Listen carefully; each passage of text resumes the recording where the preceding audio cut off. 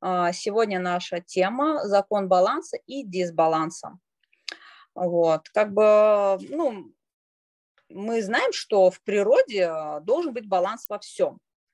Вот. А в отношениях, получается, как бы должно присутствовать такое понятие, как дисбаланс. Для чего? Если будет пустое место, где-то, вот, допустим, то оно должно чем-то будет заполняться. То есть, ну, пустых мест вообще не бывает. Если появляется пустота, эта пустота чем-то заполняется. Вот, допустим, предлагаю взять, будет такая чуть практическая у нас работа. Берете вот такой любой листик любого формата, делите его на 4 части и напишите, допустим, 4 сферы жизни. Это здоровье, финансы, отношения и значения. Вот. И посмотрите, какая из этих 4 сфер самая актуальная для вас. Допустим, чтобы получать результат, надо создавать дисбалансы, чтобы чего-то достичь, чтобы чего-то добиться и чтобы у вас это появилось. Вот. И получается, как бы Вселенная, если не любит дисбаланс, как я сказала, она не любит пустоты, поэтому по закону иерархии любое место всегда будет чем-то заполнено. Вот. И отметьте, допустим, какая у вас сфера больше заполнена на данный момент. Если вы, получается, отмечаете, допустим, сферу деньги, вы можете преуспевать в деньгах, но если вы будете преуспевать в деньгах, у вас будет создаваться минус в отношениях. Это будет бить по вашему здоровью, ну и, конечно, как бы отношения тоже будут из-за этого страдать. У вас просто может быть не быть этих отношений. Вот. Если вы хотите, если у вас, например, нету отношений, и вы хотите как-то исправить эту ситуацию, вам нужно создать дисбаланс в этой сфере. Как это можно сделать? Можно кого-то знакомить с кем-то. То есть вы, получается, в своей жизни будете проецировать такие ситуации, что вы кого-то с кем-то знакомите, кого-то пытаетесь с кем-то, допустим, помирить подругу с ее мужем и, ну, как бы рекомендовать кого-то хорошего психолога, специализирующего на отношениях. То есть не вы сами участвуете в том, чтобы они помирились, а через кого-то вы это делаете. Вы можете как бы порекомендовать там какой-то курс, какую-то книгу прочитать, то через кого-то вы рекомендуете. И то есть ваша задача, получается, склеивать информацию и людей, вот, создавая тем самым дисбаланс. Это вот, допустим, на сфере отношений можно вот так вот сделать. Если это касается, например, в сфере, допустим, денег, то можно, если вы хотите, чтобы у вас были деньги, вы можете кому-то начать рекомендовать какую-то работу, где можно хорошие деньги заработать, или открыть какой-то бизнес.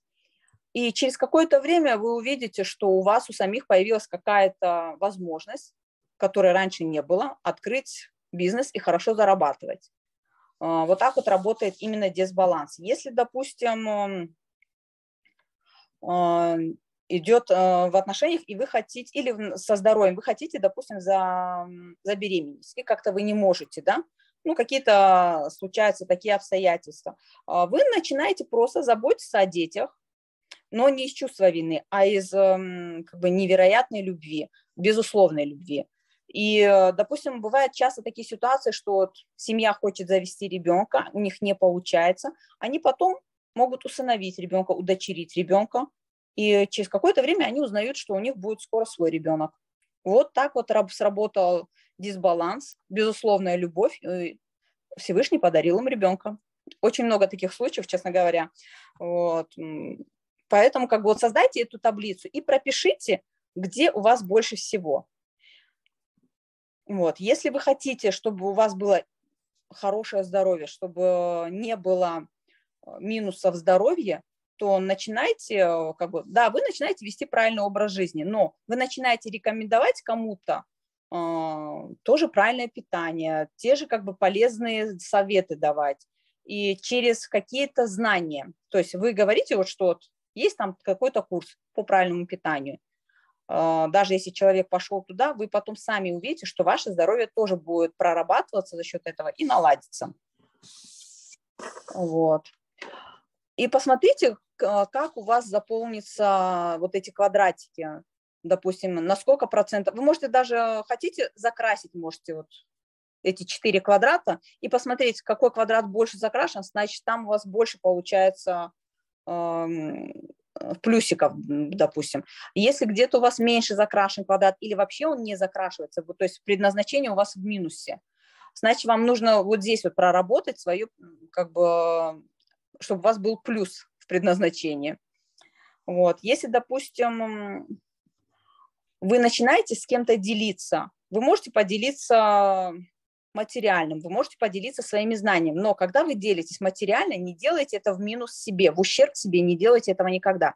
Если вы будете так делать, то Вселенная просто у вас потом заберет то материальное состояние, которое вы, скажем так, растрачиваете нецеленаправленно, необдуманно. Вот. А если, как бы говорят, что, допустим, кто-то, я помогаю, но получаю боль. Получается, значит, вы не то, что не искренне, вы это помогаете в ущерб себе. Говорят, что не делая добро, не получишь зло. Но это вообще неправильно. Если вы искренне делаете добро, то вам добро будет только возвращаться и приумножаться. Если вы делаете добро из жалости, то это вообще-то считается, что это как высокомерие, что вы себя возомнили кем-то и можете творить добро. Нет. Если вы делаете это с безусловной любовью, добро будет к вам возвращаться. И никто вам за это не ответит плохо. Вот. Поэтому, как бы, если вы хотите, чтобы у вас все получалось, делайте это еще раз с безусловной любовью, и все будет только у вас приумножаться. И в плане денег, и в плане здоровья, и в плане отношений. Ну и предназначение, само собой, как бы оно просто у вас вот как открытая дорога появится, и вы найдете свое предназначение. Вот. Так, чтобы вам еще... Вы просто вот пропишите по каждой сфере 10 пунктов и посмотрите, какая из этих сфер больше вас волнует. Это финансы, здоровье, либо отношения, либо предназначение. Вот. Так что вот так вот. Вот. А есть такая вот как бы сфера, что запрещено. Запрещено советовать разводы, допустим, чтобы не создавать минусов ваших. Ну, вот это все, это будет сказываться на всех 4 этих квадратах. Если вы поддерживаете негатив, если вы обсуждаете как бы те темы, которых вас не касаются, а просто как вроде это пустая болтовня, но это потом как бы может вам так аукнуться и окликнуться, поэтому лучше этого не делать. Нельзя брать, допустим, в кредит, нельзя давать в долг. Лучше пусть на вас кто-то обидится, чем вы отдали бы деньги в долг, и потом у вас просто испортились отношения. Просто нужно говорить «нет», и все. Вот научитесь говорить «нет», и тогда у вас не будет проблем ни в отношениях, ни в здоровье, ни в деньгах. Вот. Жить из позиции «надо». Вот этого как бы делать не нужно. Потом что? Быть безразличным к себе, своим желаниям, не заботиться о себе. Вообще, прежде всего, нужно любить себя. Если вы любите себя, то вам будет хорошо, а если вам хорошо, то всем вокруг будет хорошо. Вот. Не советуйте что-либо без запросов, и если это направлено на уменьшение чего-то, на разрыв чего-то, то есть, допустим, какие-то ситуации, в которых проскальзывают такие отношения, где ваше слово может быть направлено на разрыв или на уменьшение. Советуйте то, что может преувеличить, приумножить, потому что, создавая вот такой дисбаланс, преувеличить и приумножить будет создаваться и у вас. Если вы будете советовать уменьшение или на разрыв чего-то, это тоже будет прилипать к вам, скажем так. Это потом вы у себя это спроецируете, и оно как бы будет с вами. Вот. Потом, допустим, переведите фокус внимания на позитив. Если он у вас на негативе, то есть просто проработайте практику лояльности. Можно проработать даже просто обычной такой фразой. Вижу плохое в жизни или живу в негативе. Перефокусируйте эту фразу. Я счастливый человек, у меня все хорошо. Это вроде как бы такая установка, но она очень хорошо работает. Нежели когда человек все время чем-то недоволен, он начинает ныть. Этот человек создает вокруг себя такую негативную обстановку. И Ну, это и растрачивает энергию людей, это как бы ни к чему хорошему не приводит. Поэтому зачем это создавать? Лучше от этого избавляться. Чувство вины, оно как бы проецирует негатив, но кажется, что человек, если испытывает чувство вины, то он себя как бы, мало кто обращает на чувство вины, но окажется как бы легким, но оно несет в себе очень такое негативное состояние, и человек, получается, как бы он перестает расти, он перестает развиваться, испытывать чувство вины, и просто он сливает деньги. Из-за чувства вины, я уже говорила на предыдущих как бы наших встречах, что чувство вины очень сильно сливает деньги. Допустим, нас приучают с детства жить с чувством вины, что что-то сделал человек, ребенок виноват, там, испачкал вещи, ребенок виноват. Но испачкал вещи, просто скажите, да, так получилось, просто новая футболка, которую ты одел, ты ее измазал чернилами. Ну, ничего страшного, это футболка там. Или она отстирается, а если не отстирается, ну, походит он в такой разрисованной футболке, как арт-декор. И все. Просто вот перефокусируйте и не прилепляйте чувство вины ни себе, ни ребенку. Там, я никудышная мать, вот не посмотрела, ребенок измазался, он чумазый, а вещь новая. Или там ребенок испачкался, ты виноватый, там, неаккуратный, ты неряха. Ни к чему хорошему это не приведет. Или как тебе не стыдно. Мы очень, как бы, эти фразы, они вот просто вживаются, и мы их просто не замечаем. Я, например, считаю такие фразы, как, я их называю фразы-паразиты, вот, которые мы используем и думаем, что, ну, так нормально, так привычно. Просто мы так привыкли, но от этого нужно отходить, и это нужно уметь, как бы, вот, как только появилось чувство вины, его нужно быстро проработать. Нельзя оставлять это невысказанным, нельзя глушить это чувство вины, потому что это ни к чему хорошему тоже не приведет. Вы просто создадите очередной какой-то блок, вы создадите какой-то дисбаланс, и все. Вот. Если как бы не проработаете чувство вины, будете сливать деньги, будут страдать отношения, будут страдать здоровье.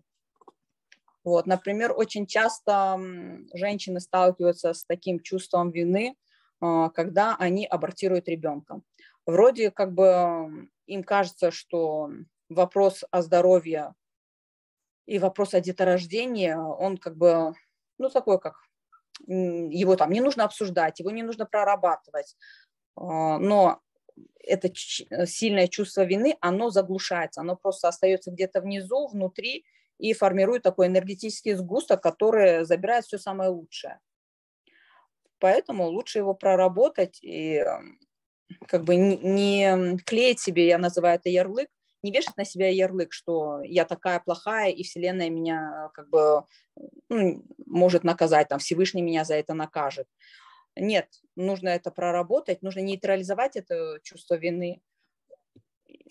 И я думаю, что тогда все наладится и в отношениях, и у людей, которые не могут завести ребенка, которые не могут родить, не могут забеременеть. Если они проработают чувство вины, то, конечно, была все, на все воля Всевышнего, но я думаю, что такие проблемы они просто могут решить.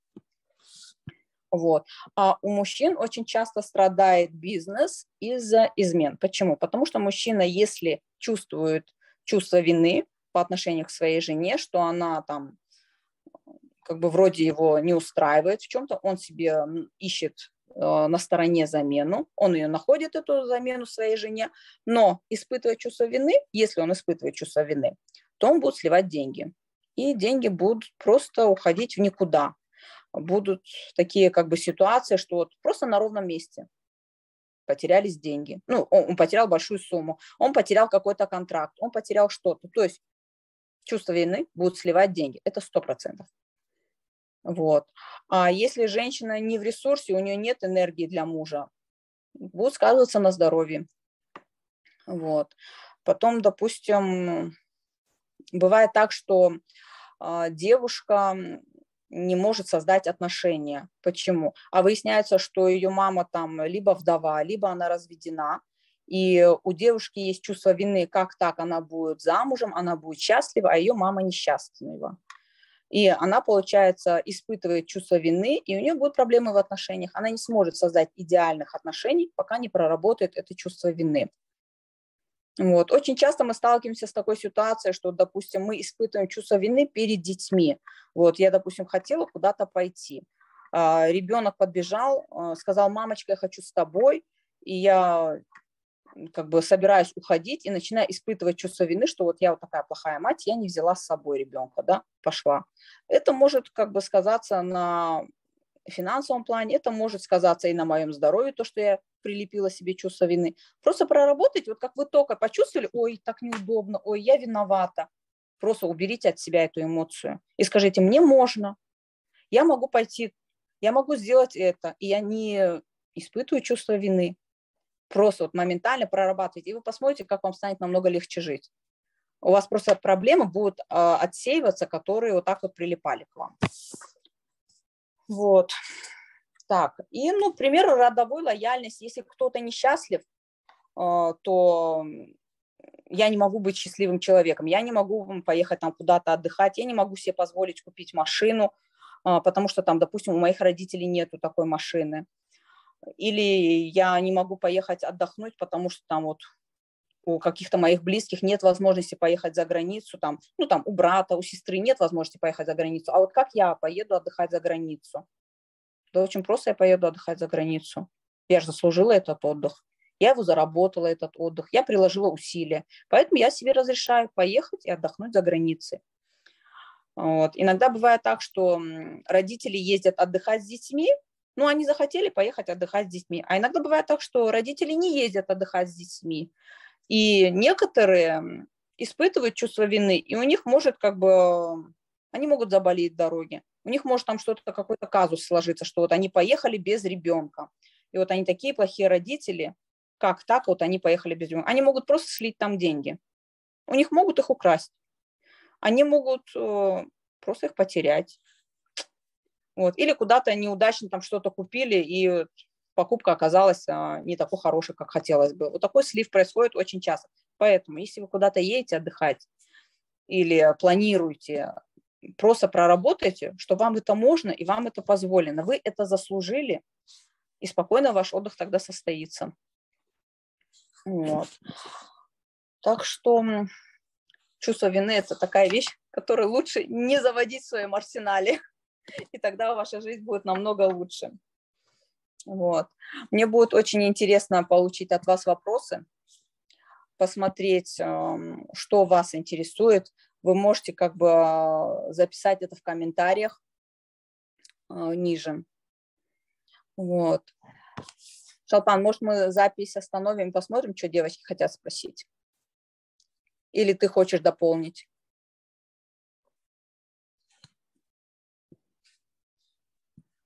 Пусть спрашивают, пусть запись идет. Давай, пусть спрашивают. Ставим запись, да? Я просто думаю, мы будем... Ну, если что, мы потом как бы отредактируем ее. Вот. Какие у вас вопросы есть по вашим квадратикам? Есть какие-то вопросы? Если кто-то нарисовал, просто проанонсируйте, как вы заполнили квадрат. Какой у вас квадрат, допустим, больше заполнен? Кто-нибудь у нас на связи? Посмотрите. Хаджат, какой у тебя квадрат самый заполнен? Ни один. У меня ни одного нету здесь. Ни здоровья. Поэтому у меня нечего сказать. Проработаем, не переживай. А отношения что, совсем нету, что Ну, ли? над отношениями работаю. Вот это единственное, вот, что у меня есть. Вот отношения. Я тебе скажу так, что ты правильно начала, ты в правильном русле двигаешься. Почему? Потому что для женщины самый ресурсный – это отношения. Если у тебя отношения будут в плюсе, то у тебя будет все в порядке со здоровьем. Это раз. У тебя будет все в порядке с деньгами. Это два. Поэтому прорабатывай отношения, и все будет чики-пуки. Это реально. А если ты наладишь вот эти квадрата, то ты увидишь свое предназначение. Просто невозможно проработать предназначение, если нет реальных идеальных отношений, если нет здоровья на это все и нету на это финансов. Ну какое может быть предназначение? Что человек может дать кому-то, если у него этих трех составляющих нет? Ничего человек не может дать. Вот. Девочки, а что надо было сделать? Я раскидала 4 таблички, но я ничего не записывала. Я думаю, это задание домой, чтобы посидеть, подумать, что мне надо. Вы сделали 4 квадрата. Деньги, отношения, здоровье, поведение.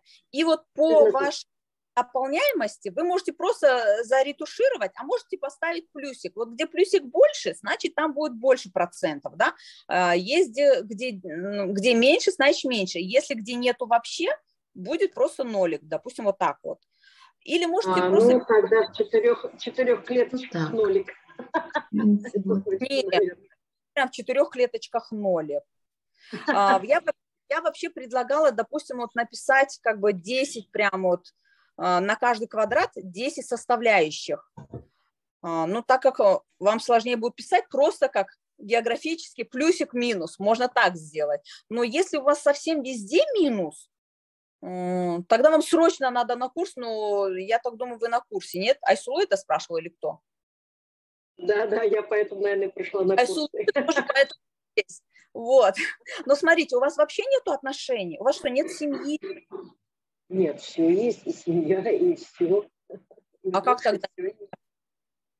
Ну, нет, здесь просто я, конечно, об этом думала. Первый запрос думала, сделать первый. Вот как я сказала, если более это теплые, более мягкие. Как бы расшифровку вот этих своих квадратов, то женщине первоначально нужно вот как бы проработать отношения. Да. То есть весь фокус внимания женщина вкладывает в отношения. Если она прорабатывает отношения, то у нее наладятся и деньги, и здоровье, а имея 3 этих как бы ресурсных квадрата, вы получите и предназначение свое. То есть вы поймете, для чего вы на этой земле. И все. Вот действительно, наверное, первый проработка. Да, на квадрат отношения, чтобы не блокировать деньги, чтобы в минус не шло здоровье. Все будет шикарно. Вот. А чтобы проработать отношения, вы должны сначала проработать себя. Как я сказала, если я успешная, если я любимая, если я красивая, то есть любовь к себе, признание себя, и все. Но тут надо еще работать с мамой, папой. Да, конечно, у нас поэтому иерархия же была как бы первым нашим законом, что мы должны проработать иерархию, выстроить идеальные отношения с родителями. Как бы я изначально сказала, если вы хотите чего-то достичь, чего-то получить, у вас должны быть идеальные отношения с вашими родителями, даже если их нет в живых. Вы это должны для себя понять, принять и осознать, что вот родители наверху, и если есть безусловная любовь к родителям, никаких претензий, никаких обид, вот это все нужно проработать. Если вы это все проработаете, у вас будет все шикарно и в отношениях, и в деньгах, и в здоровье. У вас не будет минусов просто. Поэтому признание, любовь родителей, они откроют двери к вашим отношениям, в вашей семье, вашими детьми, между вами. Вот так вот. Как бы это все, это нужно делать для того, чтобы вы жили. И вы жили комфортно, счастливо. Вот. Проработав родителей, вы проработаете себя, вы проработаете любовь к себе. То есть если вы их, безусловно, любите, значит, вы себя тоже любите. Ну, невозможно как бы любить кого-то и не любить себя. Вот. А любовь к себе – это тоже важное место в нашей жизни. Надо любить себя, надо позволять себе любить себя, и вы как бы не будете обесценивать себя. Вы будете знать, что вы из себя представляете и что вам все можно. Вот, что вы достойны всего. Есть люди, которые просто вот этого не могут, они просто не принимают. Например, муж дарит дорогой подарок. Жена не то, что не благодарит, надо благодарить и за дорогой, и не за дорогой. Вот за любое внимание, за любую, как бы это надо благодарить. Надо уметь быть благодарной. Если вы принимаете это все с благодарностью, к вам это будет возвращаться и наращиваться, и будут дарить это, может, даже и посторонние люди, это будут дарить вам клиенты. Как бы просто научитесь принимать с благодарностью и уберите чувство должествования. Вам просто подарили, вы достойны, и все. А есть люди, которые не могут принять дорогой подарок, и им неудобно. Включается закон лояльности, как я приму дорогой подарок, а вот у моих близких нету дорогого подарка. Вот это тоже надо прорабатывать. Можно вообще без подарка. И без подарка можно благодарить. Да, нет, можно и без подарка. Я просто на примере подарка как бы приняла. А в принципе можно, мы же, например, когда мы благодарим Всевышнего за то, что мы живы, за то, что мы есть, за то, что у нас все есть. Мы благодарим за то, что мы все имеем. Надо быть благодарным и к самим себе тоже. Вот если вы что-то сделали, просто поблагодарить себя. Возьмите за правило в день хотя бы 5 раз себя благодарить. Начните. Например, я прочитала арабский урок свой. Я себя так благодарила, я себя так похвалила. Я такая молодец. Вот так вот. Я сама себе сказала, машалла, я молодец. Я это сделала, у меня это получилось. Вот просто начните себя благодарить, и вы поймете, что вы раньше вы себя не благодарили. Вы это просто услышите. Вы один раз скажете, вот, я молодец, похвалите себя, и вы поймете, почему я раньше этого не говорила. Ну, как бы я думала, что меня должны хвалить и благодарить другие. А что я себя должна благодарить? Я вообще об этом раньше не задумывалась. А это так приятно, когда ты себя благодаришь, когда ты себя ценишь, не обесцениваешь. Так что осознанность, она приходит со временем. Но это очень хорошо, когда ты уже это все понимаешь. И с этим как бы проще жить, легче жить. И открываются те двери, которые были закрыты. Они просто, вот, ты думаешь, а как раньше без этого? А вот сейчас вот с этим, и очень хорошо и удобно. И близкие, они это считывают, и они тоже к этому уже относятся совсем по-другому. Вот. Так что все вокруг нас, как бы, все вокруг нас движется, но мы все притягиваем то, что мы хотим притянуть. Даже бессознательно мы притягиваем то, что нам нужно, как бы какие-то ситуации, какие-то отношения, для чего-то они нам даются, и получается мы вот так вот притягиваем бессознательно. Мы можем даже об этом не подумать, но мы это притянем. Если у нас это в подсознании где-то засело и где-то это щелкнуло, мы это притянем. Поэтому думайте о позитиве, думайте о хорошем. Вот вообще о плохом не думайте. Просто не думайте о плохом. Вам это не нужно. А если вы какой-то негатив слышите где-то вот рядом с вами, либо уйдите с этого места, либо переведите их негативное просто в позитив. И поменьше телевизора смотрите еще раз. У меня вообще выключен. Ну, у меня мультик, и то в Ютубе мультики. Я, например, ребенку, я говорю так, злые, плохие мультики нельзя смотреть. Он уже знает, если я появляюсь на горизонте, если они смотрели что-то там не то, что я разрешаю смотреть, какие-то страшилки, все, мама идет, быстро выключили, быстро убирали, и все. А потом я включаю телевизор, и я вижу в истории, что они смотрели в Ютубе. И он такой, это не я, это мне включила Аминка. Я говорю, и что?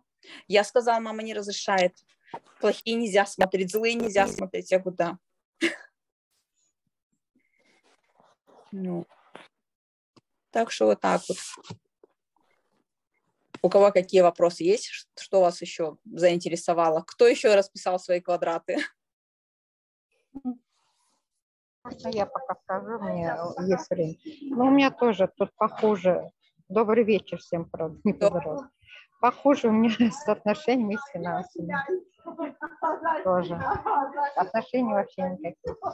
В финансах у вас как получается? Сколько плюсиков в финансах? Ну, они у меня то есть, то нету. Угу. А отношения тоже то нету? Отношений вообще нет. Но вот смотрите, вы же понимаете, вот почему у вас деньги сливаются? Потому что у вас нету отношений. У вас получается какое-то чувство вины, которое хорошо сливает деньги. Вот. Или же это может быть даже, ну, все равно это, я считаю, что это чувство вины, хотя, может быть, кто-то скажет, что это блок на деньгах, типа деньги это зло, деньги это плохое, деньги только у там совсем людей, которые их украли, законно деньги невозможно заработать. Это вот получается уже, знаете, как чувство вины, которое засело, что деньги иметь нельзя, деньги это плохо, и мы испытываем чувство вины за деньги, это тоже очень сливает деньги. Это у меня еще мозг, несчастный. Так что я расслышу. Я говорю, у меня еще помог, это не деньги, счастье осталось. Вот. А вы вообще вот уберите эту установку. Знаете, какое счастье в деньгах? Вы просто не представляете, какое счастье в деньгах. Особенно, когда их много. Да, это я сейчас понимаю. За счет денег можно столько всего накуролесить, столько всего сделать и осчастливить стольких людей, имея много денег. Блин, можно и там... Вот у меня, знаете, как у меня такая вот... Кто-то у меня когда-то спросил, вот когда у тебя... кто-то, Амина у меня спрашивает, моя средняя, она у меня любит задавать умные вопросы. Она говорит, вот смотри, вот когда у тебя будет много-много денег, вот каждый день, я вообще не знаю, с чего она решила у меня это спросить. Я говорю, и что? Ну вот у тебя, допустим, вот $100 000 каждый день тебе дают. Видимо, она там наслушалась моих каких-то лекций очередных. Я говорю, и что? Ну вот что ты будешь делать с этими 100 000? Я говорю, ну, поеду путешествовать, возьму всю свою семью и кругосветное путешествие организую. Каждый день 100 000 капает, что, плохо, что ли? Она говорит, ну, а еще что ты сделаешь? Вот другие люди там куда-то в бизнес их вкладывают. Я говорю, ты знаешь, я бы, говорю, сделала такое место на земле, где можно было объединить всех брошенных стариков, всех брошенных детей, всех брошенных животных. Скажем так, вот большой пансионат, да? Но условие этого пансионата такое, что младшие дети помогают старшим, допустим, в каких-то там работах что-то выполняют. Бывает кто-то, вот одинокие люди, они не старики, но они просто одиноки, у них нету никого. Эти старшие могут помогать совсем уже престарелым людям, и все вместе заботятся о брошенных животных. Вот. Супер. Классная идея. Я бы на это потратила часть из этих 100 000, я бы финансировала такой проект. Она такая, не, ну классная, мама, идея. Я говорю, конечно, классная идея, потому что, говорю, мне жалко животных, которые вот на улице, которых бросили, которых не кормят. Я, например, когда они в школу, она идет, если у меня там кошка у меня чуть как бы привередли, она не ест все, допустим. Я это складываю в форму, даю ей пакет, я говорю, будешь спускаться, там внизу собака у нас в начале улицы, покорми ее. Я говорю, единственное, поставишь на землю, с земли больше не поднимай пакет, а то собака решит, что ты ее еду забираешь.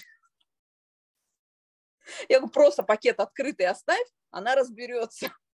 Если даже ее там на месте нет, она придет туда кушать. Вот. Ну, жалеть, я имею в виду, мне жалко, это не высокомерие, если я жалею бездомных животных. Если я их не покормлю, кто-то другой их покормит. Нет, они не слабые, они брошенные, эти животные. Их просто, у них нету дома. Их кто-то, может быть, выгнал, а может быть, они родились на улице, может, у них и никогда ничего не было.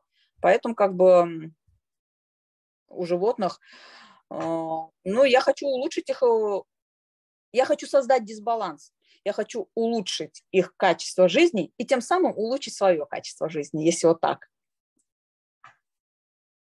То есть, если мы же говорили сегодня про дисбаланс, если мы создаем, если мы хотим что-то получить, мы в этой сфере, нет, каждый может написать комментарий, это даже очень хорошо приветствуется. Мне нравится, как комментируют. То есть это дает как бы размышления в моем мировоззрении. Вот.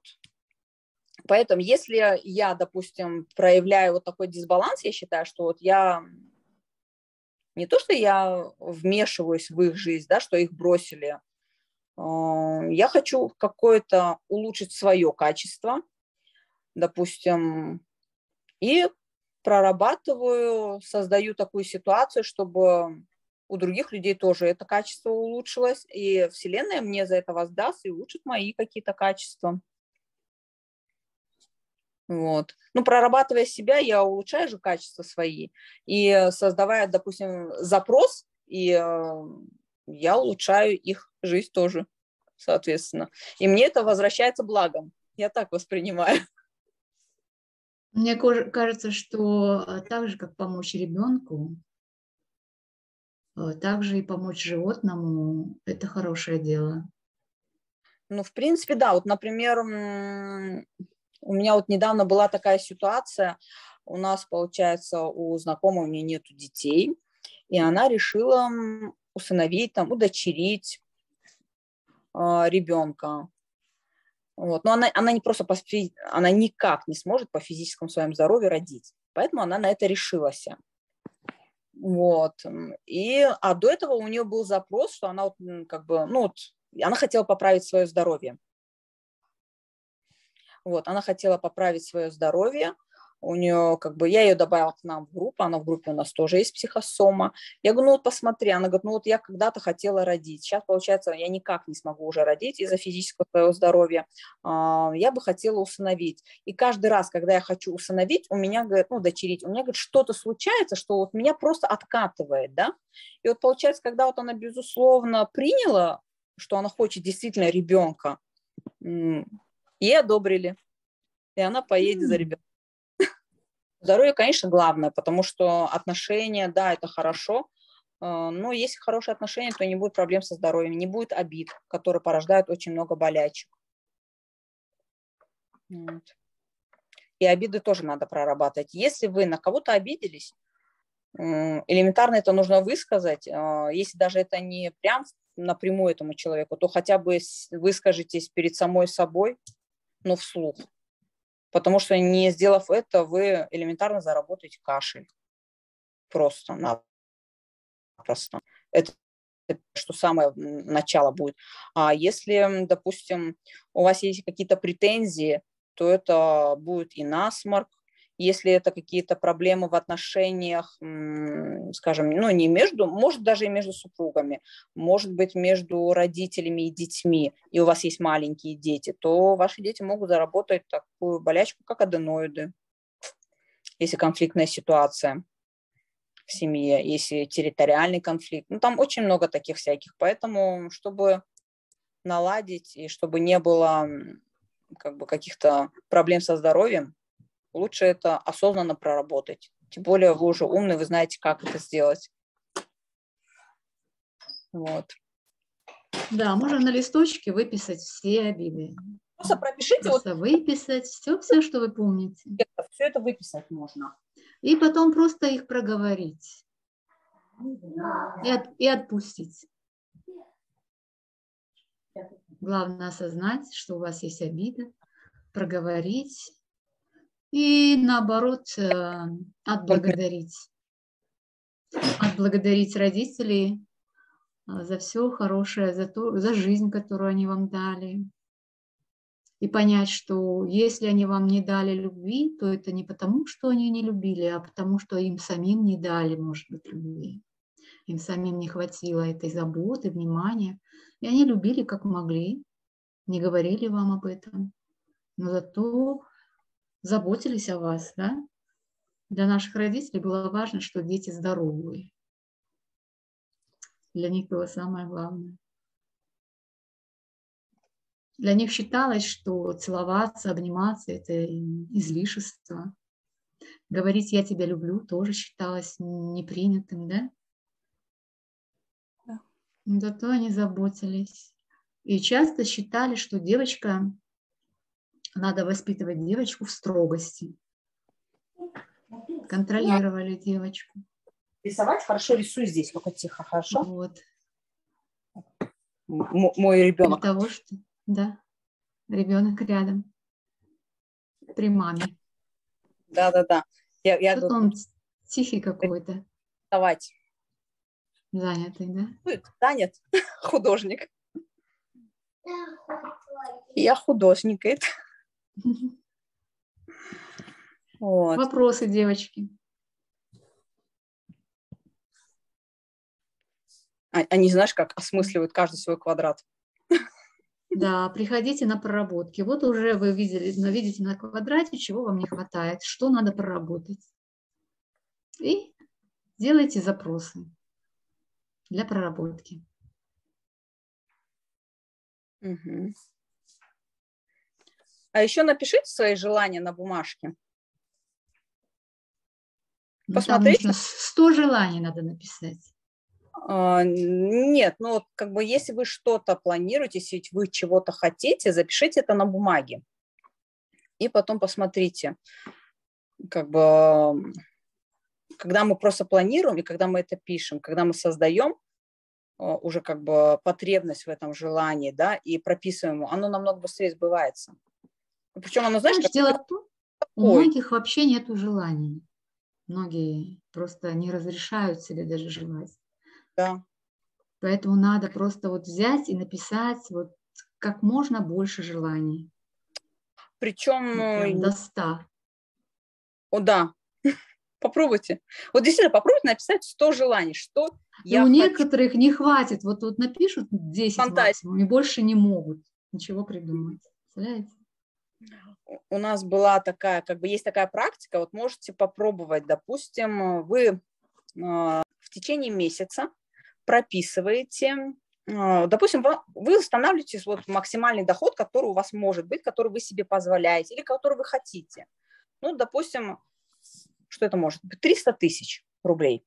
То есть у вас каждый день доход 300 тысяч рублей. Единственное одно условие. Но это как бы сумму 300, это просто я поставила. Вы можете поставить любую свою сумму, которую вы себе возьмете. Вы должны в день тратить эту сумму полностью. И в течение месяца вы вот просто записываете, не пропуская. Причем это лучше делать планирование с утра. Вот, допустим, вот я проснулась, и я планирую, 300 тысяч я потрачу сегодня на то-то, на то-то, на то-то. То есть вы записываете все свои расходы, то есть это могут быть ваши желания. Не обязательно, что вот вы только реально куда-то, ну, допустим, 300 тысяч реально кто-то не может придумать, куда он потратит. Я запросто придумала, куда их потрачу. Вы потом посмотрите, что вот эти деньги, они не то, что будут приходить, а то, что вы прописывали эти желания, у вас оно будет сбываться. То есть если вы планировали какую-то покупку, вы ее купите. Если вы планировали что-то, вы это получите. Просто разрешите себе мечтать. У меня была, скажем так, коллега, с которым мы это делали вместе. И мы друг другу скидывали отчет, на что мы тратим 300 тысяч. И вот я скидываю свой отчет, она скидывает мне свой отчет. И потом в итоге она сказала, блин, откуда у тебя столько фантазии? Я говорю, в смысле? Короче, вот то, что я писала в своих фантазиях, она реально думала, что я это сделала. Она говорит, я вот сейчас не поняла, говорит, ты это придумала, ты об этом мечтаешь? У меня просто по твоему этому списку, говорит, кажется, что ты это сделала. Я говорю, нет, пока это только планы. Она такая, а я, говорит, думала, ты это реально сделала. Я говорю, нет, это пока только я об этом мечтала. Ну, у тебя так это как-то жизненно все красочно. Я говорю, ну, правильно. То есть я расписывала, что я вот это сделала, и я прописывала, допустим, вот, я сделала в комнате ремонт. Цвет обоев, фактура обоев, там, занавески в каком стиле, в каком цвете, какая сумма на то-то у меня ушла, что-то я это сделала. Короче, я отремонтировала весь дом, я обновила весь интерьер, я купила там что-то. Потом я стала откладывать какую-то сумму из этих 300 тысяч, допустим, на автомобиль, как копилку я завела себе. Вот. И вот небольшую сумму как бы я скидывала в копилку. Короче, что я только там не нафантазировала, что я только не нажелала. Было такое по нашей орбитовской системе, у нас было обучение. И там было краткосрочный план, долгосрочный план и план на месяц. Помнишь, да, Хаджат? Ты была как раз, когда мы это проходили? У нас было такое занятие. И вот я себе составила план. Этот план у меня сохранился, потому что я сделала скрин как бы этого плана, и он у меня в фотографиях есть. У меня было в планах начать изучать Коран. Это было в планах у меня как бы краткосрочный план. Мы это проходили в июле-августе. Ну вот в октябре, получается, в течение там 3 месяцев у меня я это воплотила как бы в реальность. Это. Вот. Потом у меня был план, как бы здесь и сейчас план, это вот окончить школу. Шалпан, я окончила школу в течение месяца, которую я поставила, в течение месяца я ее завершила. Это был такой вот как бы план на месяц у нас был. Краткосрочный план тоже я сделала. Вот у меня остался долгосрочный план, который примерно на 2-3 года я расписывала. Ну, я думаю, иншаллах, к этому я тоже приду. Вот. Так что так. Поэтому пишите все. Бумага все стерпит. Все ваши желания, все ваши эмоции. Главное это зафиксировать. Если вы это зафиксируете, у меня была такая мечта. Я хотела всегда побывать в Берлине и побывать у Рейхстага. Потому что мой дедушка дошел до Берлина. Он был у Рейхстага. И вот у меня, знаете, как вот где-то вот как вот на генетическом уровне, видимо, я хотела туда, где был мой дед. И что? Нам компания дает поездку в Германию. Причем Германию мы делали не по орбиту, а по украшениям. Это у нас Energetics, украшения магнитные. Выполнив 10 тысяч оборотов, 10 тысяч евро, в течение месяца или 2 месяцев, я вот сейчас не помню, 2 месяца, вы получаете поездку за счет компании с проживанием в течение недели в Берлине. Я ее сделала. Причем я ее сделала так легко. Я сделала эту поездку и на себя, этот оборот 10 тысяч евро, и на мужа 10 тысяч евро. Я сделала больше. Я еще сделала, у меня перевыполненный план получился в 3 раза. Я еще, получается, продала путевку, скажем так. Вот так. Ну, тот, кто не сделал оборот, если, короче, сотрудник выполняет 2 путевки, и он, получается, переполняет оборот на 3-ю путевку, да, он может эту путевку, имеет право продать другому сотруднику. Вот. Но нужно сделать 2 путевки, чтобы продать 3-ю. У меня вот так вот получилось. У меня есть фотография, где мы в Берлине у Рейхстага. Вот так. Я такая счастливая была. Классно. Да. Так что вот так вот. Причем, когда только вот я услышала, что вот нам дают такое как бы соревнование, поездка в Берлин, я говорю, все, я там буду. Я не то, что буду, я уже там. Это самое главное, да. Внимание уже в совершенном действии, то это приходит намного быстрее и легче. Да. Вы это получаете в реальности намного быстрее. Если как бы сфокусировано именно так, что уже это свершилось. Не типа я хочу, а вот я уже имею. Я уже в Берлине. Да, я так сказала, я уже в Берлине. Я говорю, я не знаю, как. Так что мечтайте и разрешайте себе мечтать. Вам это можно. Мне это можно.